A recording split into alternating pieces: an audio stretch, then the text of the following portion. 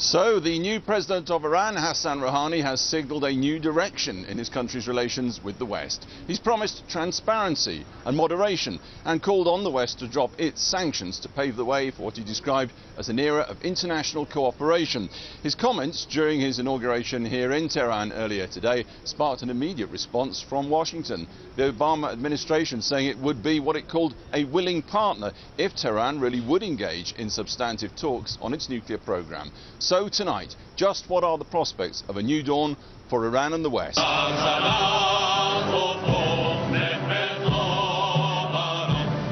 Iranian radio and TV orchestra provided the fanfare.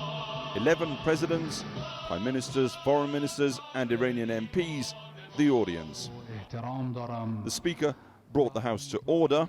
The new president, Rouhani, brought the world a potential opportunity for a new way to take over the Iran nuclear issue. Cooperation, peace, trust, transparency, he said, not war. The only way for interaction with Iran is dialogue on an equal footing, confidence building and mutual respect, as well as reducing antagonism and aggression. Yet all that balanced by pointed attacks on foreign countries who seek to topple other governments by force. And the biggest cheer of the inaugural speech from this conservative-dominated House for saying EU, UN and US sanctions will never break Iran.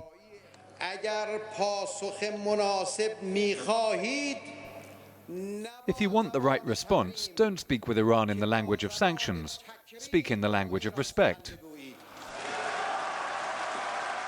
It is obviously the West's anxiety that Iran wants to acquire the nuclear bomb, which has turned this important national occasion into a genuine global media event.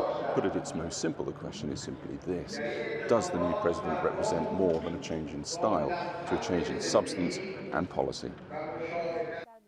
Yesterday, the former president, Ahmadinejad, showed the new boy around the presidential office. But after years inside Iran's National Security Council, Hassan Rouhani knows a thing or two about arranging an office in Tehran.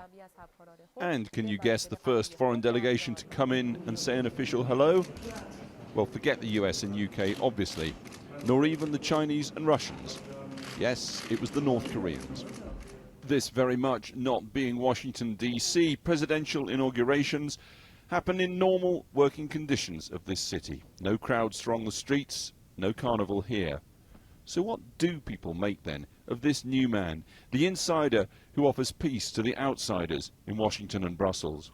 About President Rouhani, what makes you happy? I'm very pleased and happy to see that he'll start working, and we're very optimistic and hopeful. But like so many here, he couldn't quite pinpoint why. And the man resting in the wheelbarrow? I hope that God will help him and will do some good for the people who are in bad need. The new president today went out of his way to make a plea for wider women's rights. So, are young, liberal Tehran women impressed? Not this one. Excited about what? Maybe it's a new opportunity? No. It's no different. But tonight a difference of substance as well as style.